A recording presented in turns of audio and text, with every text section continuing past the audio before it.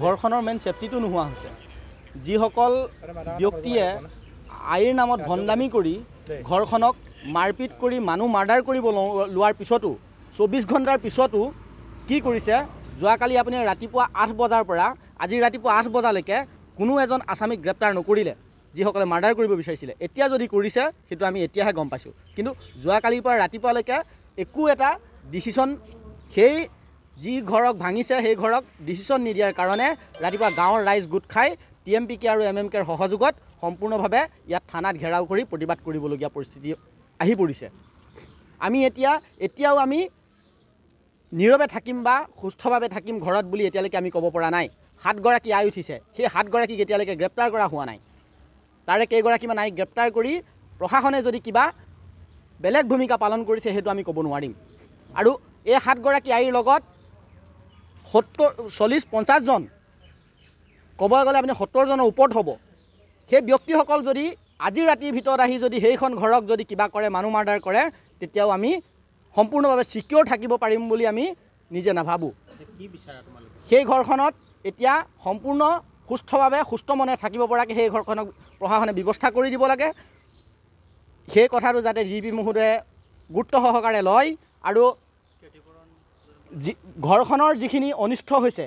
সেই অনিষ্টখিনিক যাতে অসম চৰকাৰে ঘৰখনৰ যিখিনি মূল্যৱান সামগ্ৰী হওক ঘৰখনৰ যিখিনি ঘৰখনৰ সামগ্ৰী হেৰাইছে সেই কথাখিনি যদি অসম চৰকাৰে যদি গুৰুত্ব সহকাৰে লৈ সেই দুখীয়া পৰিয়ালটোক যাতে সম্পূৰ্ণভাৱে ক্ষতিপূৰণ প্ৰদান কৰিবৰ কাৰণে মই অসম চৰকাৰকো অনুৰোধ জনাইছোঁ আৰু অসম পুলিচৰ DGP মহোদয়কো মই অনুৰোধ জনাইছোঁ যে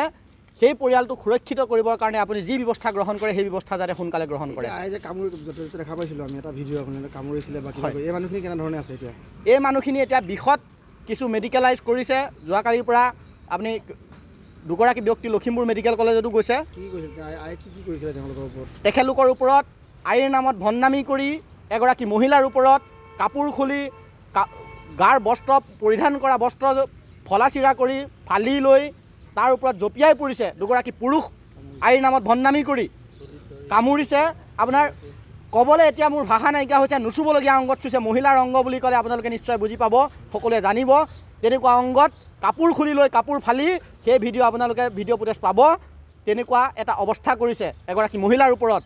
সেই মহিলাগৰাকীৰ বোৱাৰীৰ ওপৰত চুলিত ধৰি কেঁচুৱা বুকুচাল লৈ থকা অৱস্থাত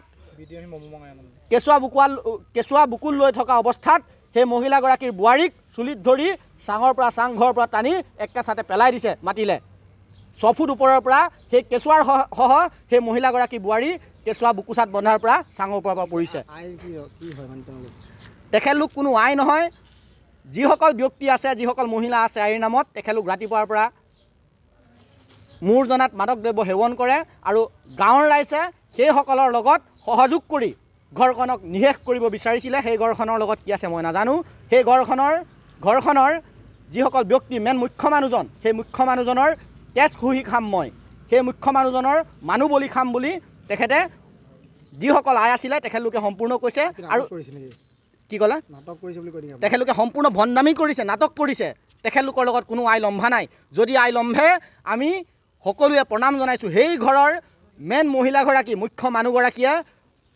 ধূপ জ্বলাই তামোল পাণ আগবঢ়াই সেৱা কৰিছিল সেই সেৱা কৰা ঠাইৰ পৰা চুলিত ধৰি কাপোৰ ফালিছে